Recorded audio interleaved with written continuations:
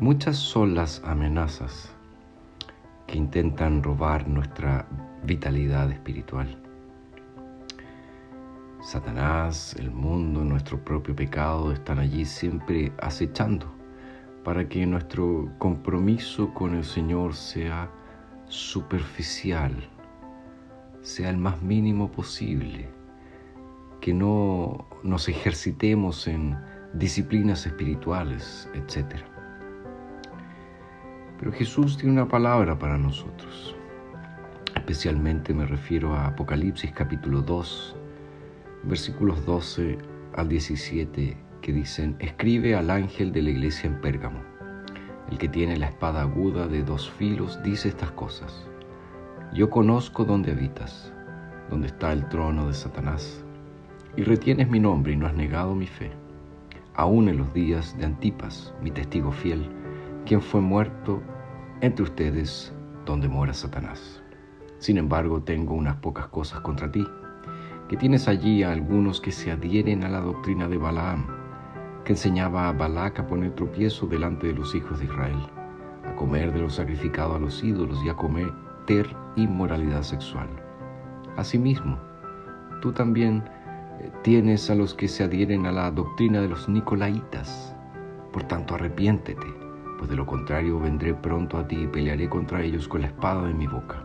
El que tiene oídos, oiga lo que el Espíritu dice a las iglesias. Al que venza le daré de comer del maná escondido, y le daré una piedrecita blanca, y en la piedrecita un nombre nuevo escrito, que nadie conoce sino el que lo recibe. Jesús le está escribiendo aquí a la iglesia de Pérgamo. Y Pérgamo era una ciudad completamente entregada a la idolatría. Habían muchos templos paganos allí.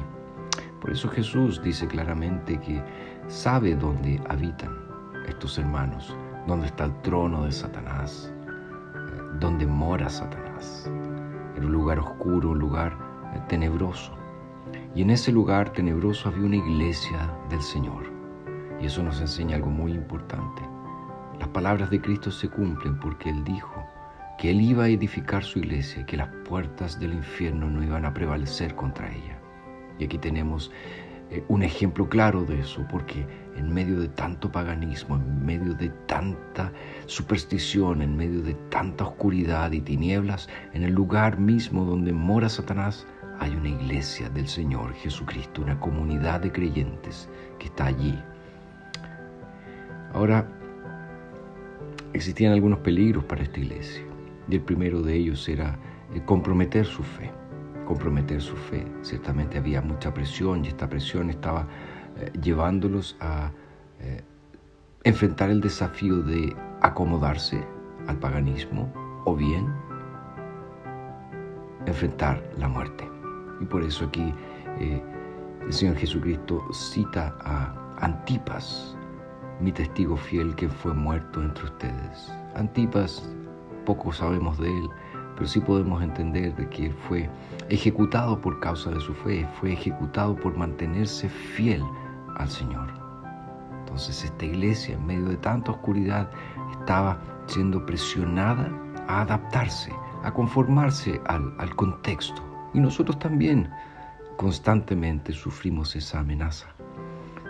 Que adaptemos el mensaje, que rebajemos un poco las exigencias de Jesucristo, que seamos más tolerantes, pero no debemos serlo, no debemos serlo.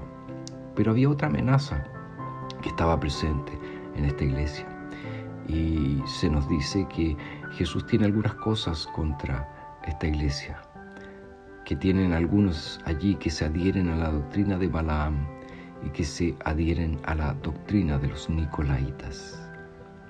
Y se nos dice en qué consistían esas doctrinas: comer de lo sacrificado a los ídolos y cometer inmoralidad sexual.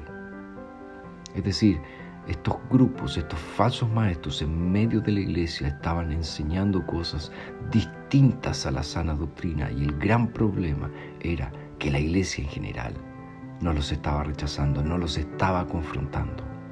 Y ese es un desafío que nosotros también enfrentamos como cristianos. A veces hay en medio de nosotros, en medio de nuestras iglesias, personas que están enseñando cosas falsas y debemos confrontarlos con la verdad, porque Jesús no tolera la mentira.